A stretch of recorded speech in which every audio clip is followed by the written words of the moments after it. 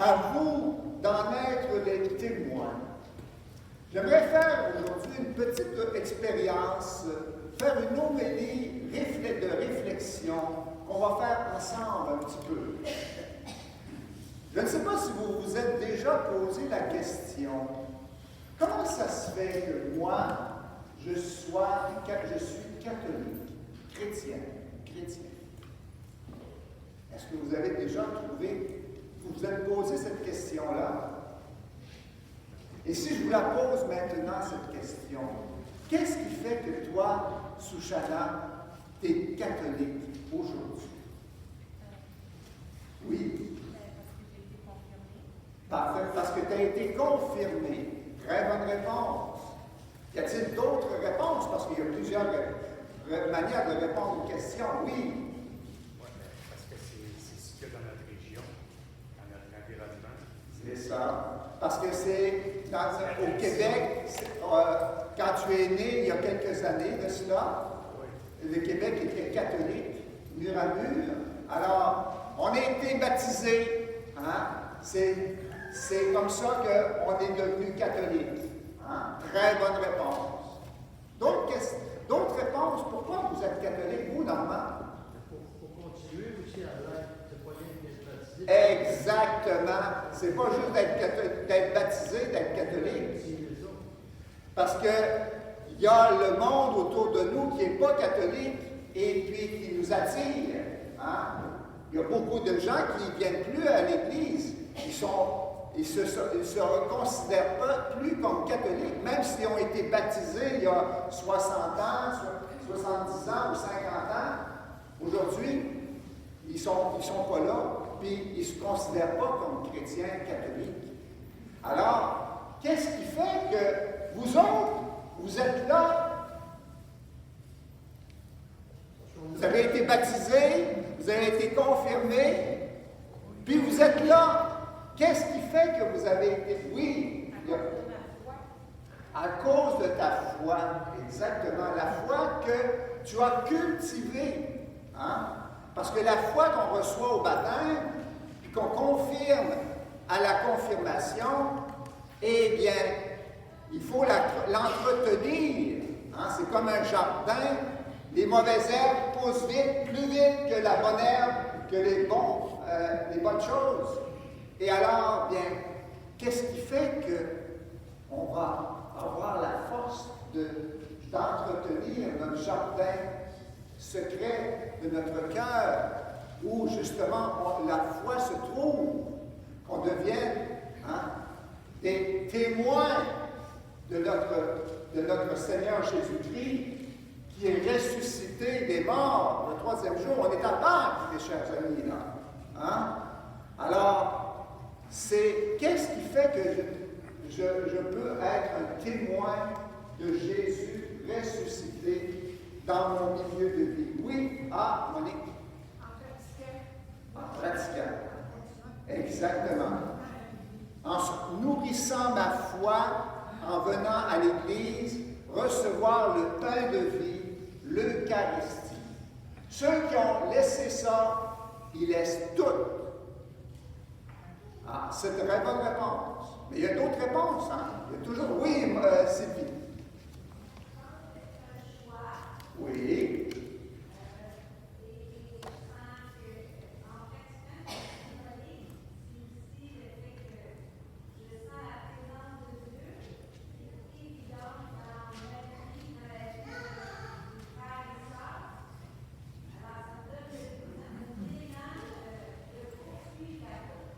Merci beaucoup, Sylvie.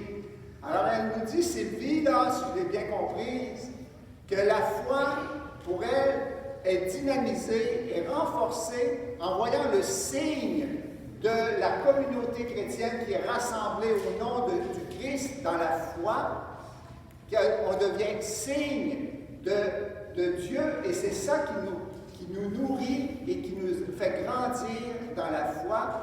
C'est cela. Hein?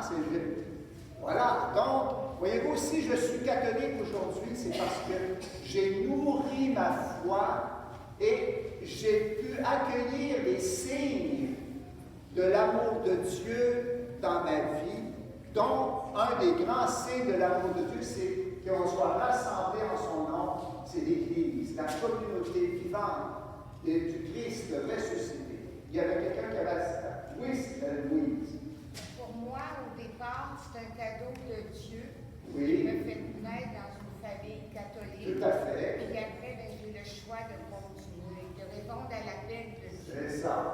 Alors, on a le choix, après avoir reçu le cadeau de Dieu au baptême, hein, de continuer ou d'arrêter. Hein? Parce que Dieu ne veut pas des robots, hein, qui sont programmés, qui n'ont pas la liberté. Hein?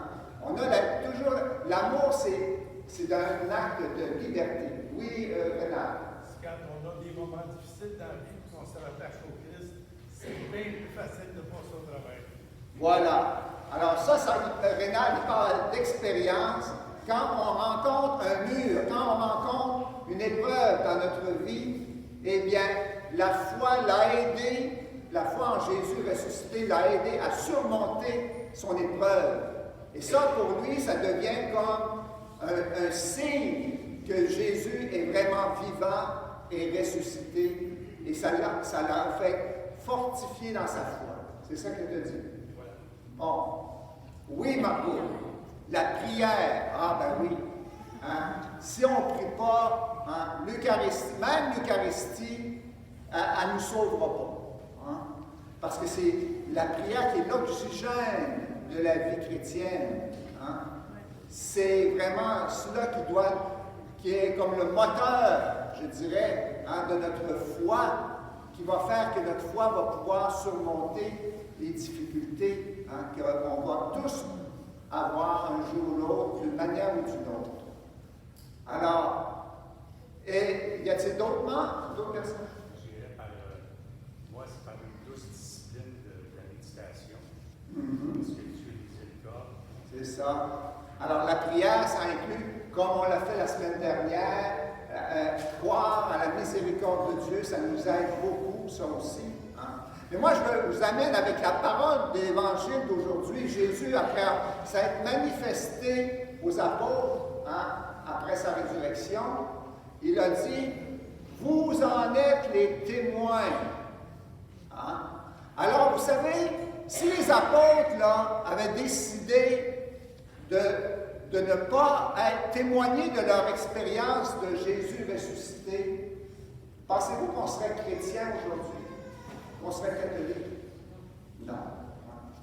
Parce que vous savez, la foi, c'est comme la discipline de la course à relais aux Olympiques. Vous savez, c'est quoi la course à relais? Ils sont 4 coureurs du même pays. Et puis là, ils doivent faire, je ne sais pas moi, 200 mètres chacun. Et puis il y a un bâton témoin qu'on appelle. Hein? Le premier part, il fait son 100 mètres, il donne le bâton témoin au second coureur, ainsi de suite, jusqu'au 4e. Et puis c'est le premier qui arrive, hein? Qui gagne la course. Eh bien, nous, c'est la même chose. La foi, nous est transmis de témoin en témoin. Voyez-vous? Moi, si je suis catholique, bien, c'est parce que j'ai eu des personnes dans mon entourage, soit dans ma famille, soit parmi les personnes que j'ai rencontrées, qui m'ont témoigné de Jésus. Alors, je vous en donne deux exemples. Et on pourrait le demander à chacun d'entre vous. C'est la même chose parce qu'on n'y pense pas. Moi, je les ai médités, ces choses-là. Hein. Pour devenir prêtre, on ne se lance pas, on pourrait dire, à corps perdu, aveuglément. Hein. On essaie de voir les signes de la volonté de Dieu dans notre vie.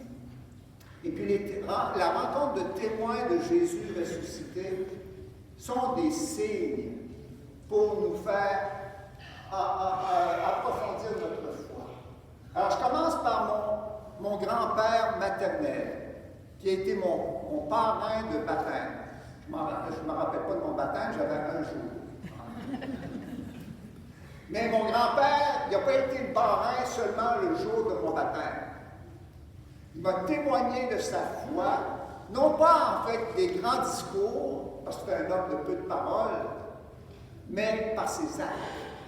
C'est un homme qui était serviteur dans la communauté chrétienne, dans son Église.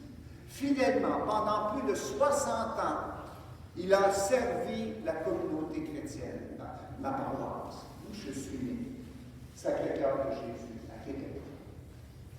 Et ça, là, savez-vous, son témoignage silencieux a été pour moi un témoignage pour me dire que il va me donner, son exemple me dit que, eh bien, c'est possible d'être fidèle jusqu'au bout, jusqu'à la fin de sa mort. Et mon grand-père, c'est un homme qui a été fidèle jusqu'au bout. Deuxième témoin, très important dans ma vie, c'est, vous savez, au cégep, on dit que quand les jeunes, il y en a quelques-uns ici, là, quand tu arrives au cégep, là, c'est le free for all, hein, comme on dit en latin. Et puis, ben les jeunes, là, ils ont la foi quand ils entrent au cégep, mais à la fin du cégep, ils n'ont plus la foi. Hein? Ou à l'université, c'est la même chose. Eh bien, moi, j'ai eu la grâce de rencontrer un témoin qui était un professeur de philosophie au cégep. Il a commencé son cours tout simplement en disant « J'étais athée et maintenant je suis catholique. » Puis ensuite, il nous a expliqué son cheminement. Mais seulement ça. Moi, j'avais un problème avec la foi. Je me disais « Oui, c'est bien beau la foi, mais la science nous dit le contraire de la foi. » C'est ça que je pensais. Ça ne va pas ensemble, la science et la foi. Ben lui, il m'a montré que ce n'était pas vrai, cela. Que la foi s'accordait parfaitement avec la vérité scientifique. Et ça m'a réconcilié avec la foi. Parce que là, je me posais des questions, puis j'étais en train de dérailler, moi, là. Si je n'avais pas rencontré cet homme-là, eh bien, je ne serais pas devant vous ce matin. C'est un témoin. Et c'est ça que le Seigneur veut que nous soyons les uns pour les autres et pour tous ceux qui ne viennent pas à l'Église, des témoins de l'amour de Dieu pour eux, pour elles. Pour être témoin, il y a deux conditions. Il faut tout d'abord avoir fait une expérience de l'amour de Dieu dans notre vie. Comme les apôtres ont fait l'expérience de Jésus ressuscité dans leur vie. Ça, c'est très important.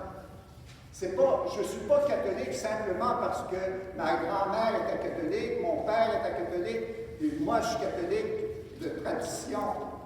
C'est pas ça, un témoin.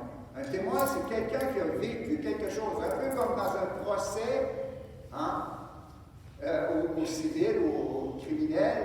Eh bien, on va prendre la déposition de témoins qui ont vu quelque chose, qui ont entendu des choses, qui ont pu expérimenter un événement, une situation, un accident par exemple, ou autre chose. Eh bien, c'est la première condition pour être témoin. C'est-à-dire que Jésus, là, il est ressuscité, puis c'est pas seulement dans la Bible, ça, c'est aussi dans la vie. Je l'ai rencontré à travers des témoins de Jésus qui ont vécu eux aussi cette rencontre cœur à cœur avec Jésus. Mais il y a une deuxième condition pour être témoin. Il faut savoir communiquer aux autres notre expérience de foi. Si on prend l'exemple de témoigner d'un accident d'auto, hein? Là, vous avez tous vu comment ça s'est passé, hein? Comment la voiture a tourné sur la rouge, a marché, et puis comment c'est arrivé. Vous avez tous vu ça. Et vous dites, là, je ne suis pas pour aller dire ça à la police, parce que je vais être obligé de perdre une journée de travail pour aller à la cour, pour aller témoigner. Oh non. Je me ferme la trappe, puis je continue mon chemin. Est-ce que cet homme-là ou cette femme-là, qui ne communique pas son expérience aux autres, va être un témoin? Non. Parce qu'il faut un témoin, il est nécessaire pour être témoin, qu'il donne son expérience, qu'il partage son expérience aux autres, pour que les autres aussi connaissent cette expérience et puissent en témoigner eux aussi. Alors, voilà ce que le Seigneur nous demande aujourd'hui. De cela, vous en êtes les témoins. Amen.